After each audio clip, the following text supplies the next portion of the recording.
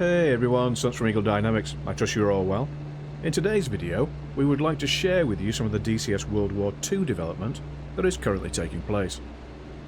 It is important to bear in mind that some of the items being shown today are cross-functional, which basically means the development also impacts the modern airframes, like for example the bomb fusing that we will cover later. Not all things in development can be classed as major items, but when pieced together in a World War II environment, it will hopefully increase your immersion levels. So, without further ado, let's begin.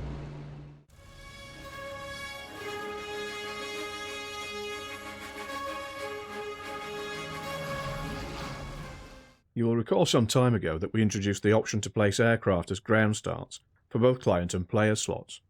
When used in conjunction with an invisible FARP and specific ground units, a forward operating or roadside base could be created. The problem that arose for creating, say, a temporary World War II ALG using the same method meant you had to place modern ground units to achieve your goal. Now, however, we have for the Allies a World War II Bedford truck, and for the Luftwaffe, a Blitz truck with the same abilities as their modern counterparts. It will allow you to arm your warbirds in conjunction with an invisible FARP. You will also note that both trucks are part of the DCS core assets, which means the World War II assets pack is not required to allow you to incorporate this functionality.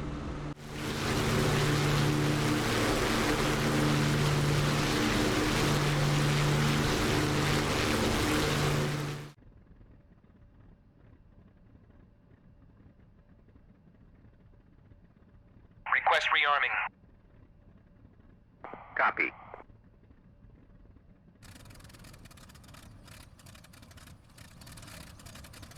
Rearming complete.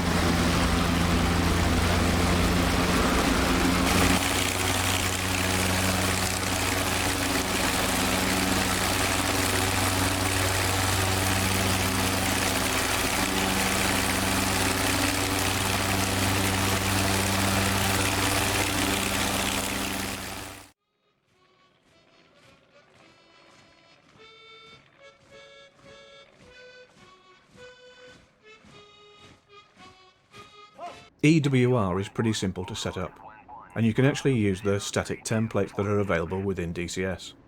So we go to Edit, we say Load Static Template, let's load the Scorpion site, and simply click Load. So we select the unit. As you can see here, EWR is already set up. All we need to do is add a radio frequency to be able to transmit the messages to the A8. So simple, we add Perform command, and we select Set Frequency, and here we know the frequency of the Anton is 38.4. I'll increase the power slightly, and that's the job done.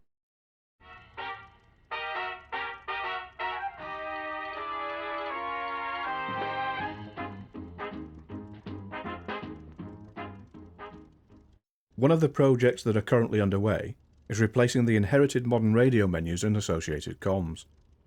These will be replaced with World War II variants. Here is a quick insight of the work in progress, and as you can see, we delve into historic records to make sure the text out and recordings have a historically accurate feel. Now this is a longer term project and will cover the Royal Air Force, US Army Air Force and Luftwaffe. We have no timeline for this at present, as it is important we get the elements correct prior to making the recordings. What you are seeing here is a very early iteration of our progress so far, and of course is subject to change. We have a multifunctional team working on this project, so we have plenty of ideas and suggestions being provided. The map development team have been hard at work creating the World War II version of the Mariana Islands, and they are making excellent progress. A great deal of research has gone into making the map historically accurate for your enjoyment. In an upcoming patch, with the help of a number of community members, we have finally identified and squashed the FW190D engine bug. There are many improvements that tend to go unnoticed, particularly with the AI, and here are a couple of them. Firstly, when the Mosquito was in the pipeline, we wanted its AI counterpart to fly low level in any missions that were created. With the adjustments that the team has made, and of course within map limitations, that is now around 100 feet across water. This adjustment also benefited the modern airframes. As part of the World War II mission development process, it was noted that dawn rays could not be created due to the AI's reluctance to engage targets in a low light environment. Once again, the team made adjustments and the situation is much improved. This also benefits the modern era jets.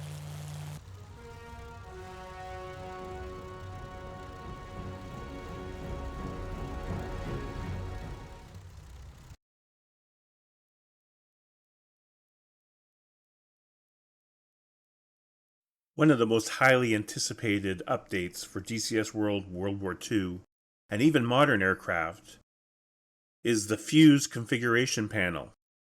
Within this panel, depending on the bomb type and aircraft type, you'll have a number of different fuse types to pick from. Within these options, you'll see differences in delay function and arming time. For the fuse types, we've relied heavily on historical data. While you may not have every fuse type that was available for every bomb, we feel that we've given you enough choices to cover each and every scenario you may encounter. For example, you'll see all the standard fuses you might expect, but you'll see some others like a 30-minute fuse, or even anti-disturbance fuses that only go off when a unit comes in contact with it. This same fuse panel will be available to you in-game on the ground when you're rearming. You'll be able to change all the same settings that you can in the mission editor. We're not just going to stop there.